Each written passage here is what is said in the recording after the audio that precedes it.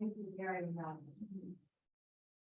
To introduce our chair lecture, my honor to welcome podium Dr. Mahjabeen, Professor of Ministerial Leadership and Faculty, previous chair of the Studies in Religion in the certificate program, and of course, for doctoral chair of the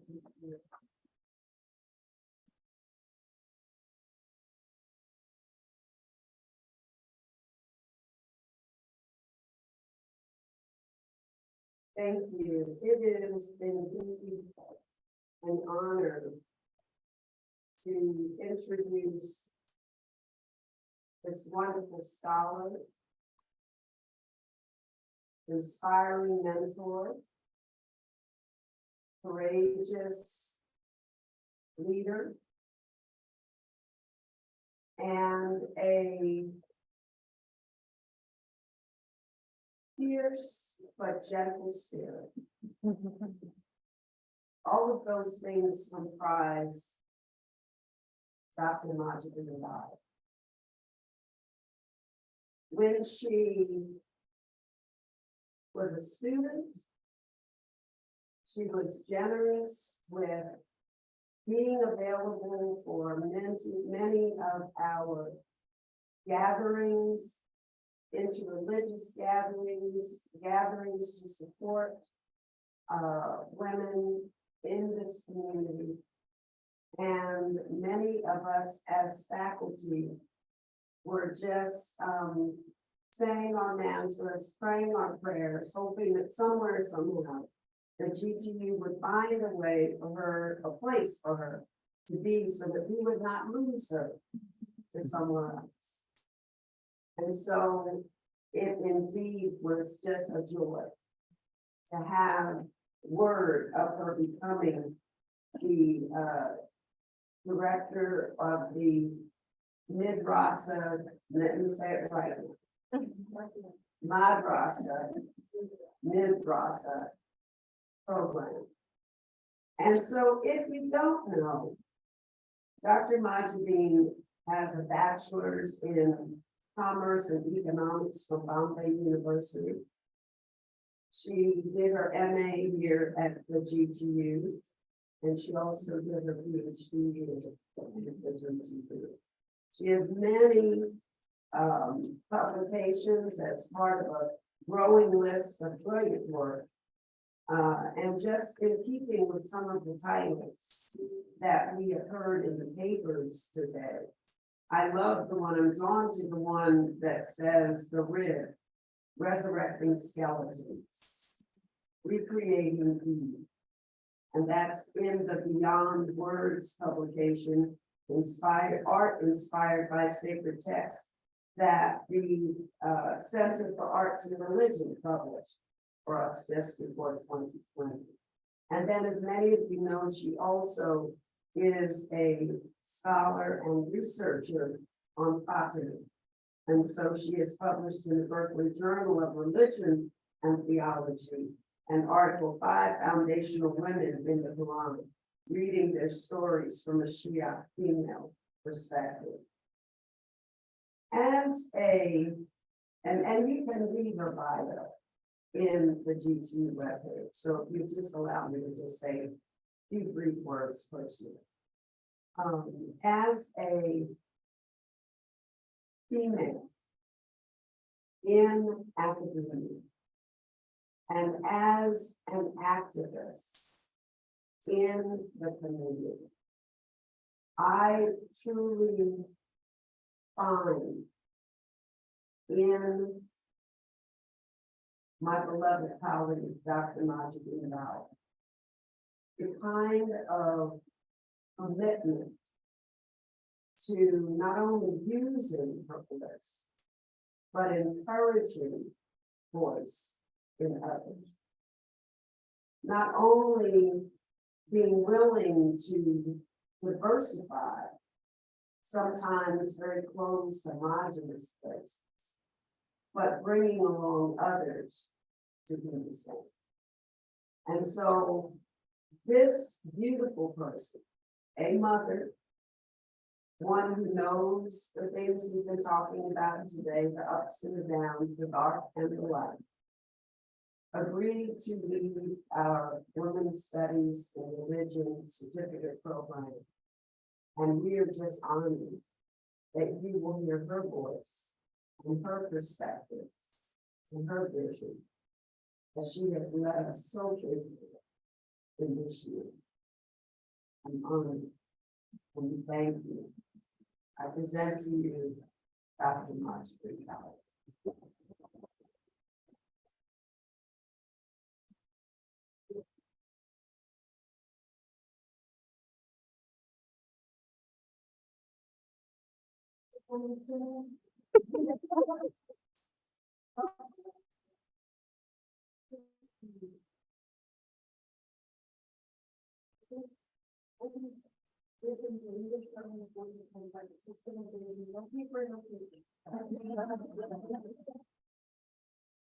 Welcome and greetings of peace. Thank you. Thank you for this kind words. Those generous words can be to each word, I will share and find as a blessing and a favor. Thank you. What a day, what a celebration. Thank you, Christine, and thank you, Stephanie, in the morning for keeping us mindful of our values. And let you continue to be comfortable in the chair, or feel free to stand up, or sit on the floor, or to stretch, anything and everything that ensures that honor the holistic presence in the room. Dr. Aaron, how are you feeling about the lights? I'm really excited. And I was feeling that. You wouldn't have it any other way. I want to start by giving thanks. For the women.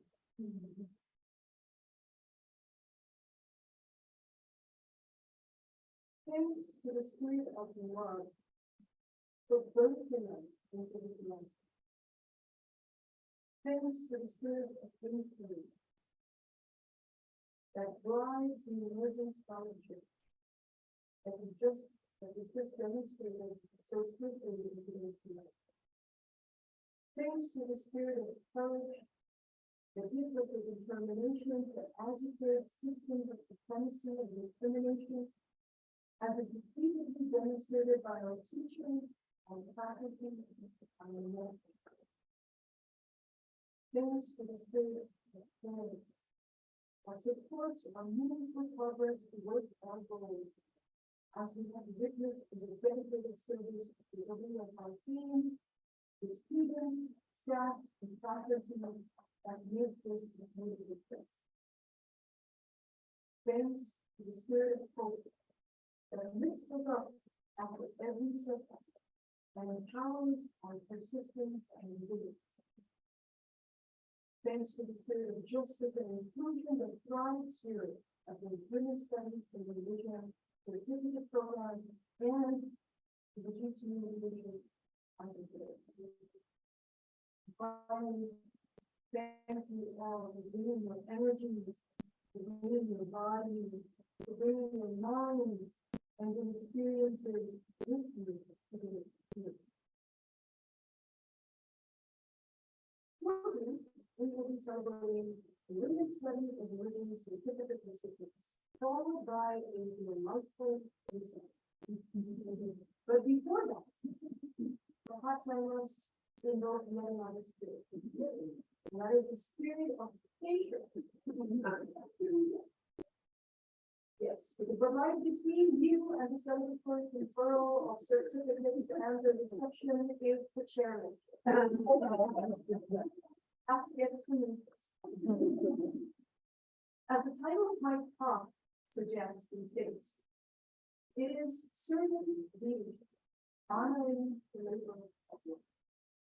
I will be sharing insights on a unique model of leadership called servant leadership. My inspiration comes from the 2nd century sermon delivered by the prophet's daughter, protesting the confiscation of the lands by the government of the country. Even sermon taught not only argue for her inheritance, but also for her claim to succeed in the prophet's knowledge. making a place for people-centered, service-based leadership model. I will start by sharing a short introduction of the sermon, then move on to two themes that I will focus on. One, the idea of servant leadership, and second, the honoring of the leader of the. In the first theme, I will talk about Fatima's description of the prophet as a teacher leader, with amazing teacher leaders that experienced as a student leader, and the prophet as a guardian leader, a person who leads from the heart. And then I will talk about her articulation of the concept of leadership that emerges from the grassroots up. He's talking about leading hearts from hearts and growing authority from fear and love rather than power and authority. This resonates with what contemporary thinkers such as Peter Northout and Robert Greenleaf are calling servant leadership. Then I will present Fatima's metaphor for a servant leadership model, which makes space for the acknowledgement and appreciation of contributions made by minorities of gender, race, class, and given the U.S. context, the contribution of immigrant labor to thriving families, communities, and society. In doing so, I want to honor all labor and love, and especially lift up International Workers' Day, also known as May Day, which is celebrated in most countries on Monday. Let's start with a short introduction to Dr. Yasmin. The time is 632 of the common era, and more precisely, just 10 days after the prophet's death. The venue is the prophet's mosque in Medina, which was and is a significant landmark for Muslims. The public sermon was a triumph of her several attempts of regaining possession of her confiscated property. Her attempts included producing testimonials, which were categorically rejected by the government, and then reaching out for community support, which did not materialize because Muslims did not value the components of community authority. So that day, Fatima rounded the women, yes, women, who chose to be by her side, and marched to the prophet's house. I'm using the word march to highlight her intent to draw attention. Because Fatima's house was adjacent to the mosque. She had a door that connected her home directly to the mosque. She could simply enter the place through the private access. But she opted instead to walk through the private city streets and make her entrance to the mosque's main gate, resembling what we understand now as a protest march. I argued that this was her way of raising social consciousness, what the feminist approach calls making the personal political. Her public march and her public talk must have absolutely agitated the norms of the then Muslim society. Being the prophet's daughter, Muslims must have expected her to choose a private entrance, but she chose to be publicly seen and publicly heard. And as she began her sermon, her audience might have expected to hear the voice and the complaints of the denied female orphans. But instead, what they witnessed was a profound and articulate female theologian exploring the depths of Islamic theology, practice, and ethics. Let's go back. She first introduced witnesses to prove her rightful claim to her land. Here it is important to note that one of her witnesses was a woman by the name of Asma bint Umayyah, who at that time was married to the caliph who had confiscated her husband. So this woman was testifying to her Fatima against a man who was not just her husband, but also the political authority. Now this is exceptionally brave. It's an exceptionally brave stance for a woman who lived in that that society, where women primarily depended on men for civic status, for social identity, and for economic support. But when women such as these were dismissed by the political majority, Fatima argued for her lands as her inheritance. It was here that the caliph interjected with Hadith, and we find out that Hadith. He said that he had heard the prophet say that we, the community of God's message, neither receive inheritance nor leave inheritance. Our possessions and assets become state property on our death. So when it started out as a land history, took on a theological feature. 100 years later, Muslim scholars would begin the copious work of collecting, authenticating, and compiling a voluminous canon known as Hadith literature, which would include the sayings, the actions, the consent of the Prophet, as the Muslims recalled from earlier years. Hadith would serve a significant resource that would inform and shape this kind of renditions of Islamic history, Quranic exegesis, and Islamic legal theory. A mere 10 days after the Prophet's death, the Muslim community was already divided, witnessing a long dispute between the Prophet's daughter and the Palladian. Matters became theological with the introduction of the above hadith, and in what I read as a critical methodology of challenging hadith with the Quran. Fatima called out the caliph by evidencing 5 verses from the Quran, which speak about the inheritance of prophets. David, Solomon, Zechariah, John, and also all those verses that oblige Muslims to write down widows to include the women and men of their family that they live in. He said, I'm quoting, how could my father have said something that cannot be substantiated by the Quran? Where is it in the book of God that you get your father's inheritance? And I don't care. Fatima went on to describe the unique features of the Quran as a code of life and the significance of living by it. And she warned the Muslims from resurrecting cultural, racial, and gender biases that were the norm of the pre-Islamic religion itself. I posit her as a female theologian resisting the government's use of religious sources, of religion, to deny her inheritance. It is as if she foresaw the plight of Muslim women subjected to honor killings, denied education, stripped of their agency, in the guise of an imagined religious obligation that had no base in the Islamic religion. With much to offer, her sermon remains understudied in mainstream Muslim and Western countries. In mainstream Muslim worlds, the sermon is being highly charged, and in the Western context, her voice is dismissed as that of a religious woman, not critical enough of her faith. So for my dissertation, I studied her sermon as the voice of a female scholar activist equipped sometimes by patriarchy, sometimes by sectarian, and other times by secular violence. And the transition now into the concept of the teacher understanding the thing. Fatima articulated a certain leadership model and presented the Prophet as a teacher leader and a guardian leader.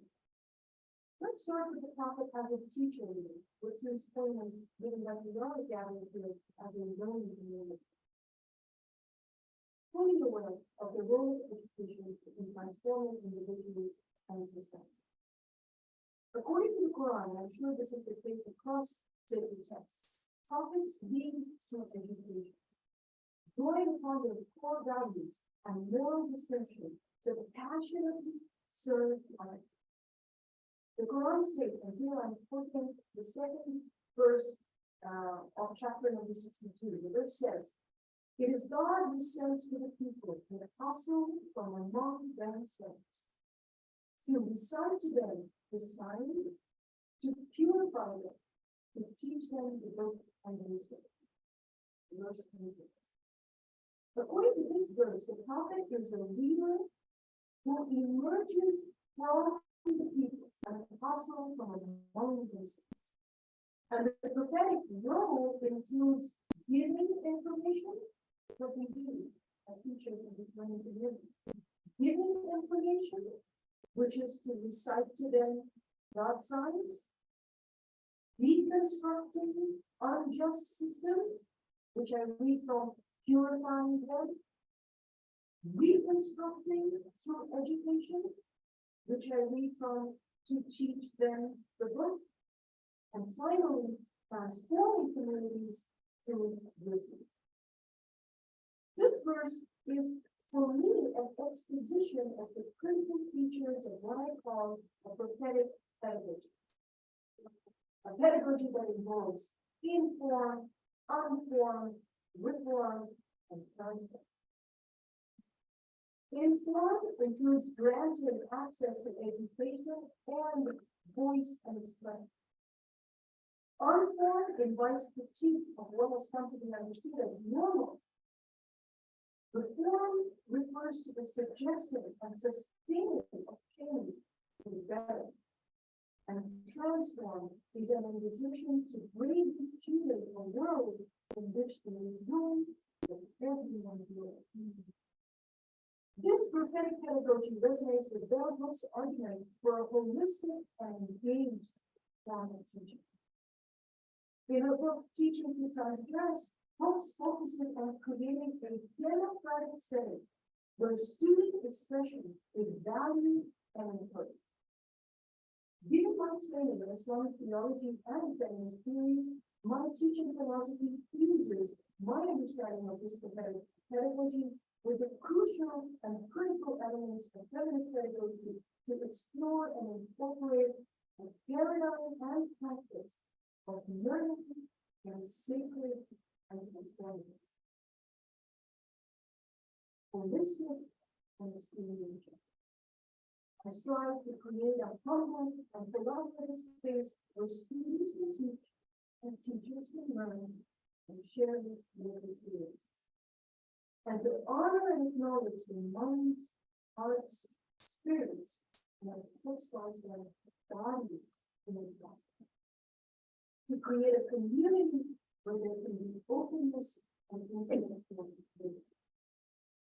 I will not take the time in talking about our specific pedagogical techniques, but I will say this, that the article Dr. Cheryl Johnson and I co-authored on transformative feminist pedagogy was amongst the most downloaded articles published by the Teaching Theology and Religion Journal.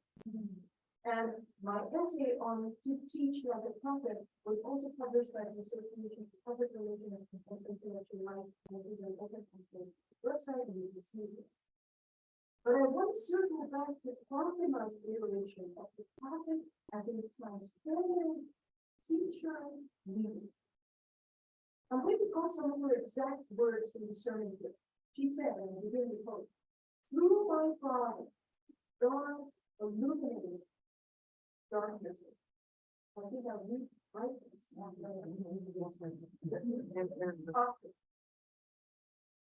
My Father rose among people with guidance, protected them from perversion, sharpened their vision away from spiritual darkness, and guided them to firm doctrine, and called them towards the straight path.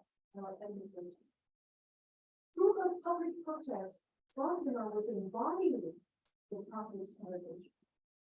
He was informing, albeit reminding her already Muslim crowd of the Quranic verses. He was unforming the government's stronghold by agitating the caliph's authority, questioning the authenticity of the hadith he had associated with the prophet. Reforming by stirring social consciousness for her cause and leading the sermon as a transformative tool for minorities to argue injustice. She was presenting herself as the inheritor of the prophet, as the successor of the prophet's transformational and universal gifts. Moving on to the prophet as a guardian leader. Here I want to note that throughout the sermon, Fatima's methodology was that of producing the Quran and speaking in the language of the Quran to get a message across. She used Q19:128. So Q9:128. So when I say that, it's the 9th chapter and verse number 128 of the Quran, which states, "There certainly has come to you an apostle from among yourselves." So that's the need of the leader to be from the people. Grievous to him is your distress. He has deep concern for you. He is most kind and most merciful. An exegetical analysis of this verse reveals 5 key features of leading with love and care, as manifested through the prophet's model of the guardian leader. The first great note is that he is from among the people, and his unit appointed for as a prophet for humanity. Makarichi, the contemporary Muslim exegete, remarks that this verse states that he was an apostle from among yourselves and not among you. He says this to demonstrate that a leader's ability to empathize with the challenges faced by all human selves. And I just want to elaborate here that in the Islamic paradigm, the human being is built up of 3 components. There is the body, there is the spirit, and then there is the self. And gender applies only to the body. The spirit is gender free, and the self is gender inclusive. So this leader is a leader who can empathize with all states of being human. Here I will ask you to recall the same thing that I said in the previous verse that I quoted. A leadership that emerges from the grassroots. The prophet shared the hardships of the people, and they brought distance himself from them. His house was adjacent to the mosque for easy access in times of peace, and he fought alongside foot soldiers on the front lines during the war.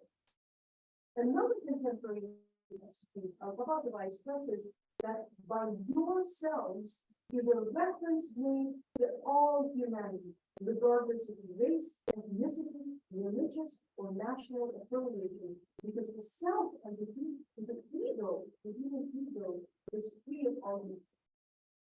The prophet was a guardian leader.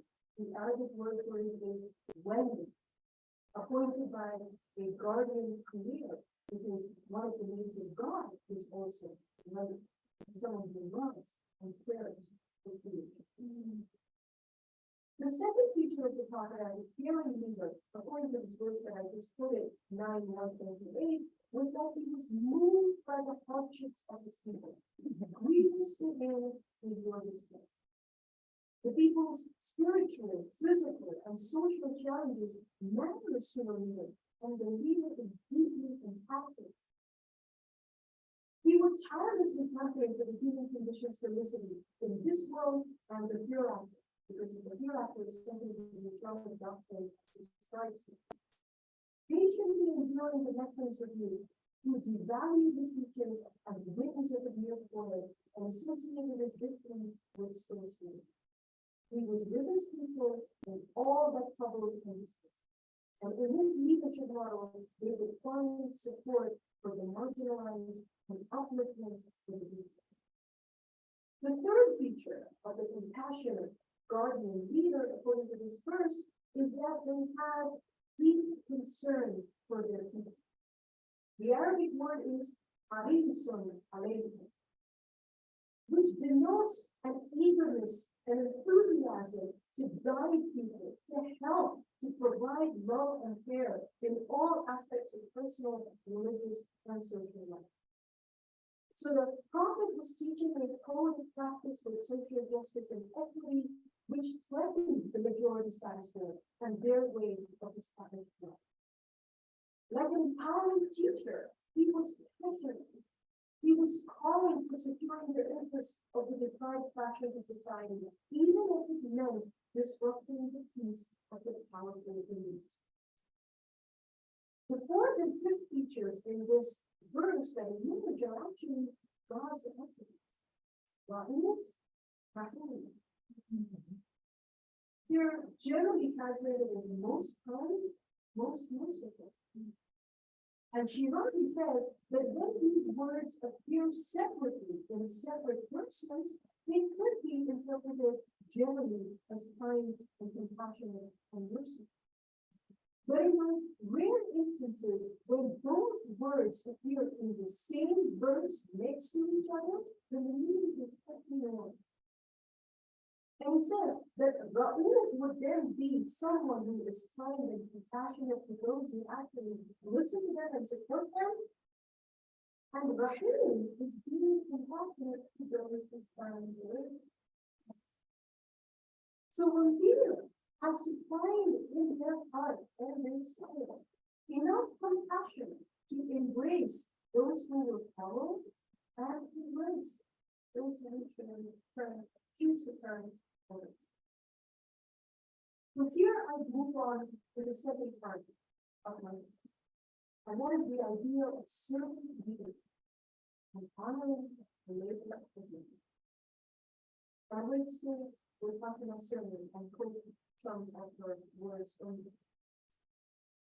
Having presented the prophetic example of leading by teaching and care, Fatima went on to articulate her understanding of servant leadership.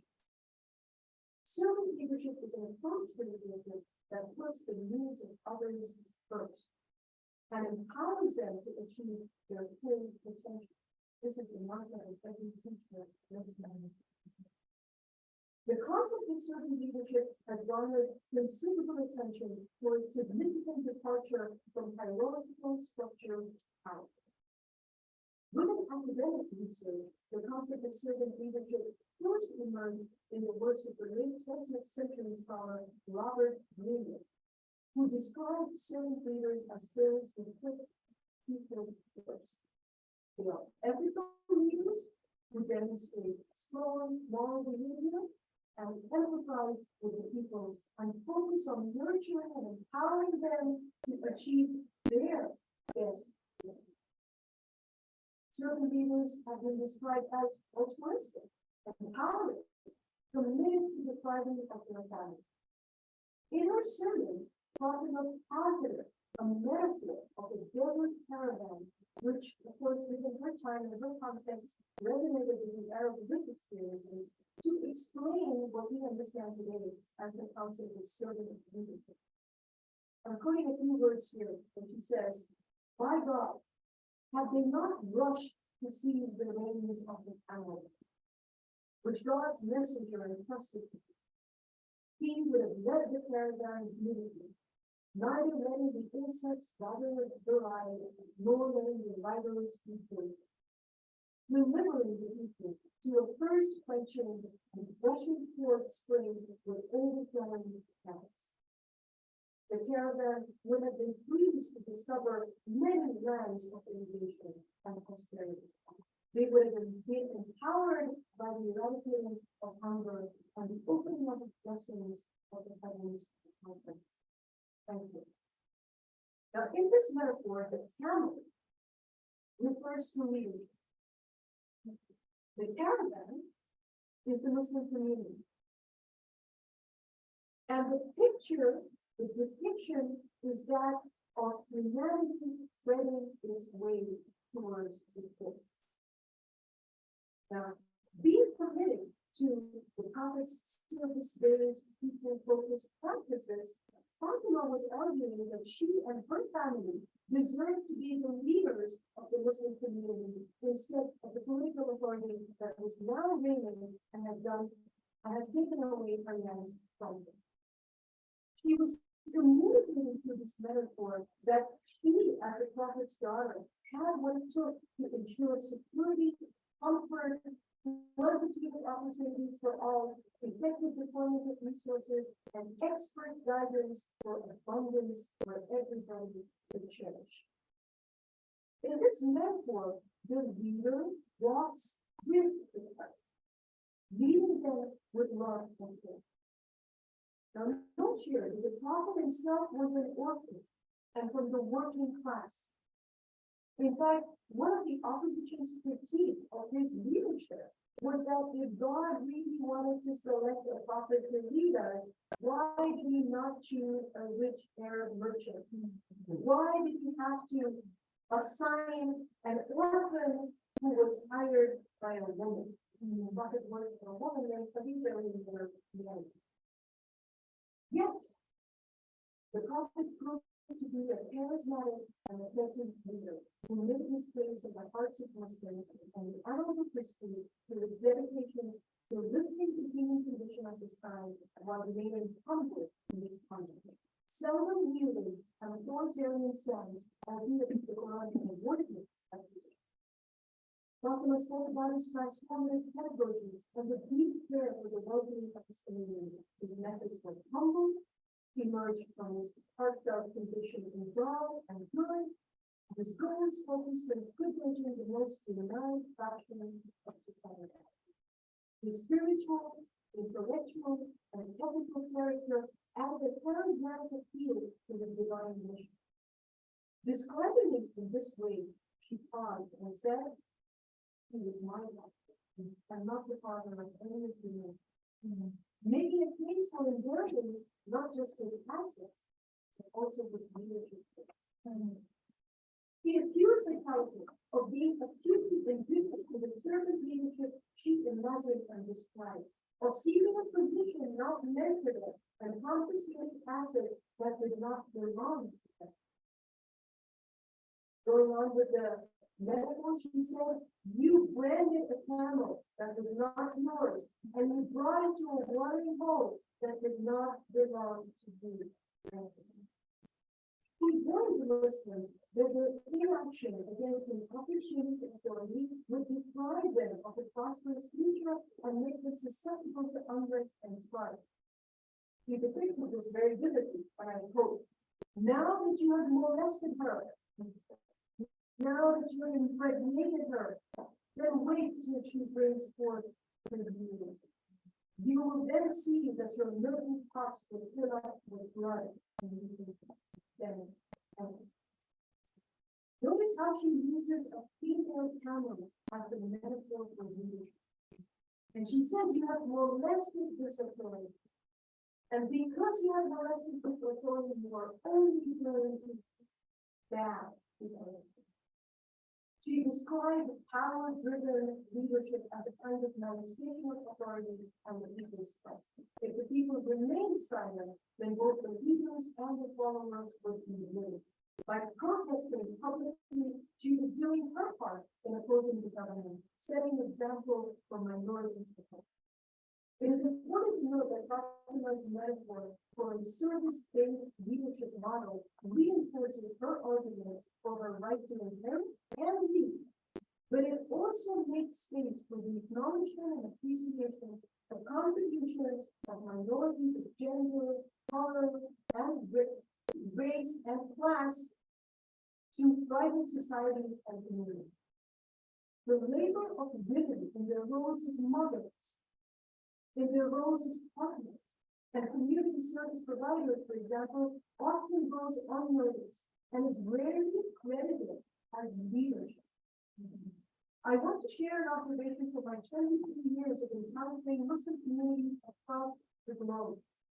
Almost every Islamic center I visited, I saw women serving as religious educators and volunteering as youth counselors. Yet, leadership roles, religious leadership, primarily rested with the males. This is not due to the paucity of qualified female theologians. Many Islamic seminaries welcome female students and hundreds graduate each year. But there are no professional positions available for them. Their best prospect in most cases is marrying a woman or volunteering their time in educational positions in community. While I honor their labor of love and care for their communities, don't get me wrong, I honor what they do.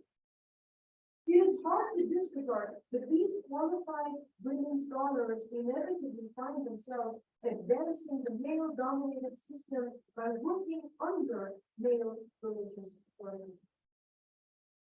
Sadly, the position of Muslim women in the West is not a huge different from their counterparts overseas. There are hundreds of Islamic centers in the US alone, each typically led by a board of trustees, very few of which have them. Almost all the Islamic centers here have a designated position called the religious scholar position. We call it the resident religious scholar. This position is often a fully funded position supported by the congregation. Except for a couple of Islamic centers I visited in England and Canada, I am yet to encounter an Islamic center in the US where the professional position of the resident religious authority is awarded to women. In Fatima's protest, we see an example of how women are articulate, knowledgeable, and charismatic. And in these qualities, they pose a challenge, even a threat, to male power-driven people. Besides gender minorities, other disadvantaged groups are also denied leadership opportunities, despite possessing the unique competencies. Those 5 competencies we talked about, the unique competencies of relating to the challenges and concerns of their constituents more deeply than leaders who rise to power solely by their privileged access to education and opportunity. In the servant leadership model, leaders embody and experience their community's struggles.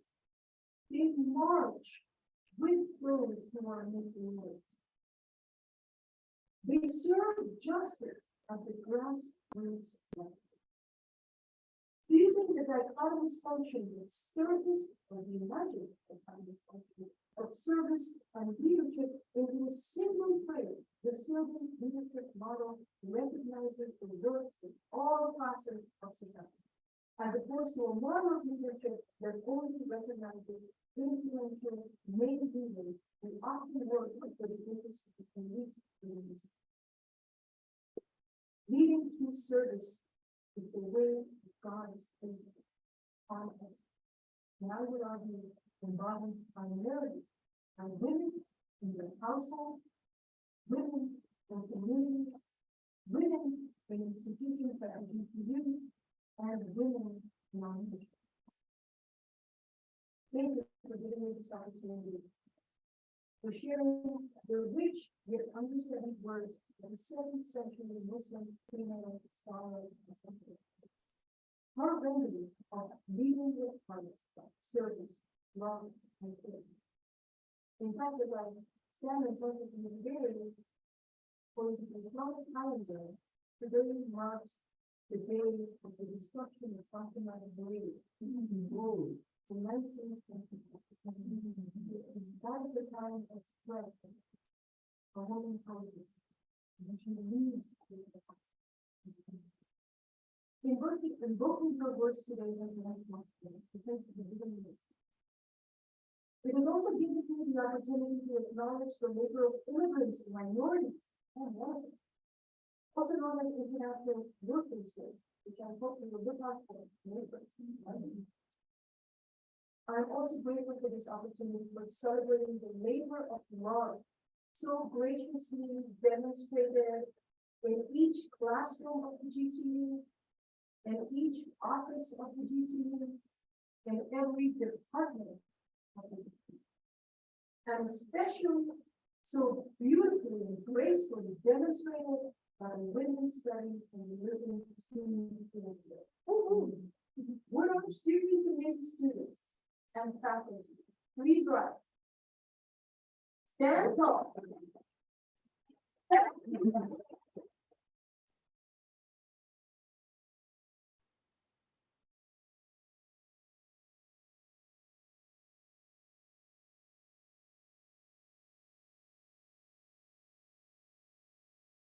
several moving parts. Hundreds of emails that I sent across to so many people, I don't know, they don't wanna see anyone from me now. And this all came beautifully together and simply. And know it all, the future of the member of this team. It was teamwork, couldn't do it together. So thank you. And finally, thank you all for your patience and your attention. You brought an energy, you brought support, you gave us encouragement, and you promised me you will do this.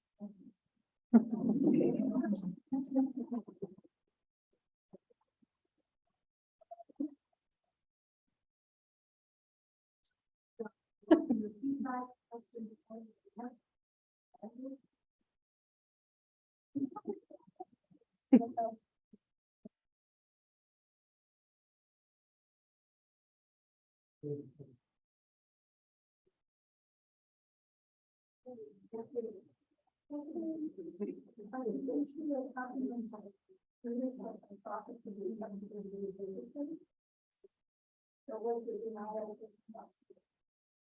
You know, in my last chapter, in my fourth one, I wrote, the following, which you got, historically, no. The land was never returned. But it transformed, it morphed into this symbolic identity that our followers carry with them. And till today, Shias, where you can, you cannot decide wherever you can, you will march in solidarity with the people.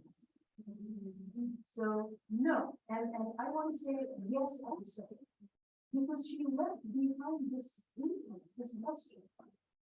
In my book, I say that she left a cold face, an open face, and she brought every Muslim and every denied woman into the jury to settle the case.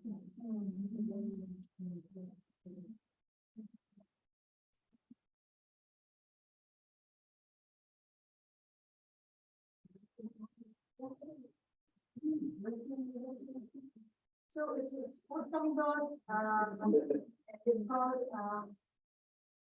Islamic Feminist Theology and Social Justice, as well as the same.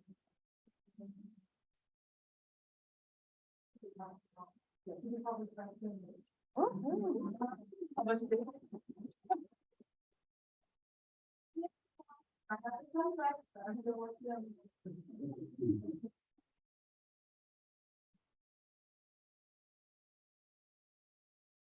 It's the comment that I loved hearing what you were saying, and I wanted to learn how to speak in that mode, prophetic mode. The leadership through service and love to the sound so resonant with the minds who have the ideal of being strong enough to be dreadful.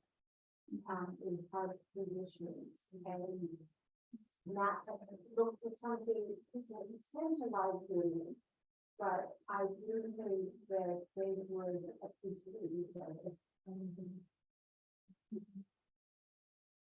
Thinking about one of our future expenses, this particular area where the moon, the Lord, the stained glass across the bar, the the floor. As a single sign in the stained glass, was disturbance.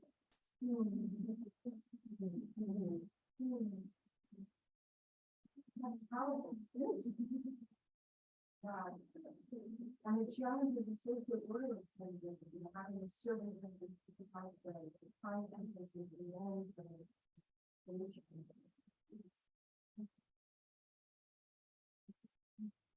Discussion of the way and how common it is in different places to start violence and really not. That's always a thing with very powerful. My son was 16 century. When he started destroying all the just names for continually really that. So now realizing, oh, she wrote that, and then like 30 now. It's like, you know, together with I think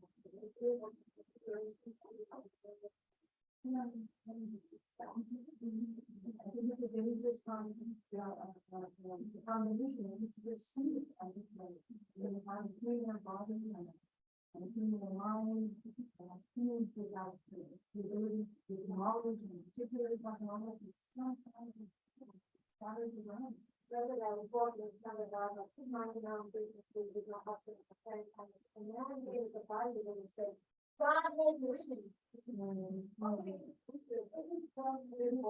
is going from, but it's a saving reason. And somebody would something that is, let's bring it on the God, but you think I want to do is, don't do that.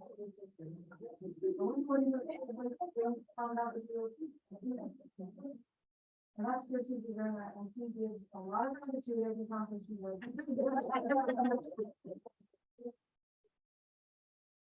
Yes. I think it's a remark, it's not a question, I think not a remark. To say that you are embodying your pedagogy of law, and I want to acknowledge that. And second thing, it's really inspiring me that you echo that religious education is powerful for education. I mean, like, it seems redundant, but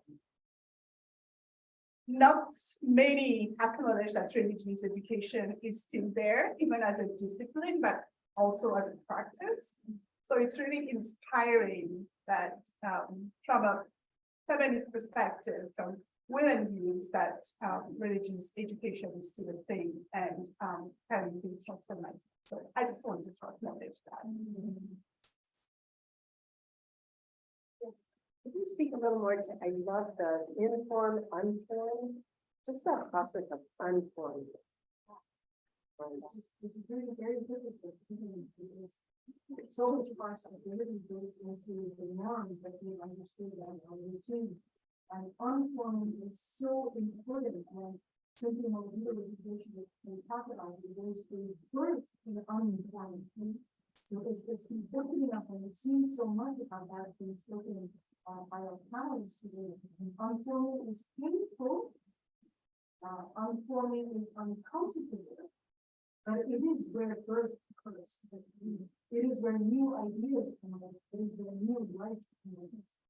And this was the job of the most parts of the the prophets who come and they and they move things around and they say, so you know this has been wrong, and you know this as security, let's shift things around. And that's always met with discomfort, that's always met with opposition, but from there it emerges something good. That's the one thing.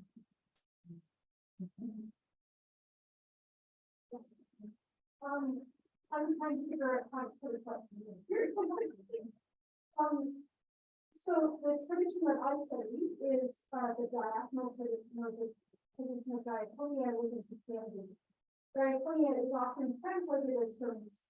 So we talk about servant leadership, and there's a lot of history to that. But one of the interesting things that's been the last couple of decades is decoupling that servanthood leadership from a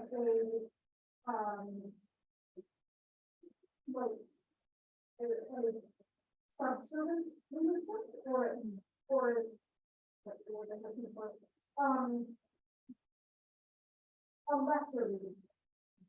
Subordinate leadership, thank you. So decoupling that. And there's now some scholars looking at the translation of diaconia as actually a special leader or each within the kingdom. And so this idea of the sort of transformation of what servanthood means, and looking at that not just in a sort of self-effacing servanthood, but in a giving to the community and an action beyond oneself. So there's maybe an important thing that I think could be more coming. And I think a lot of traditions or concept traditions, there is something there that needs to be resuscitated. These are the moving forward to this brave and inclusive world, which cannot be led by this one exclusive 1% of student people in the world who have access to all these privileges. And I just want to look at the self-evasive part of the subject. And there's always this tension between thinking of myself less and thinking less of myself. So I think it's important that as leaders who choose to draw on leadership as service, we're not thinking less of it. But we're just allowing room for others in our space. But it's very important to become, and I'm thinking about my mother, and she should not talk to her alone. You don't become a carpet, that's not how you serve people. You serve, but you do not forget that you are important as well. And so I think those nuances are so important, so clear in bringing about a leadership that can empathize, that can see life and care, and yet speak to the other.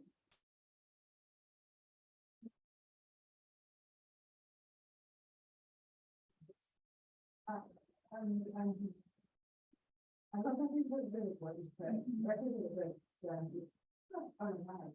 But I'm wondering if you are in conversation with the community. Because when I think about children leadership, I think about something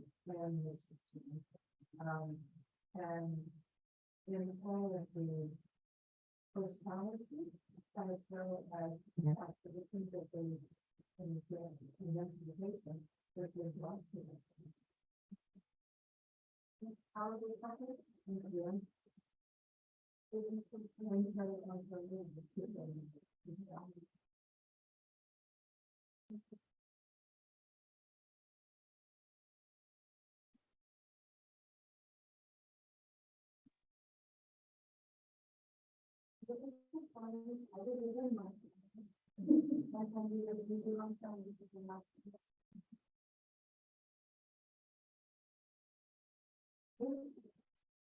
That's what I'm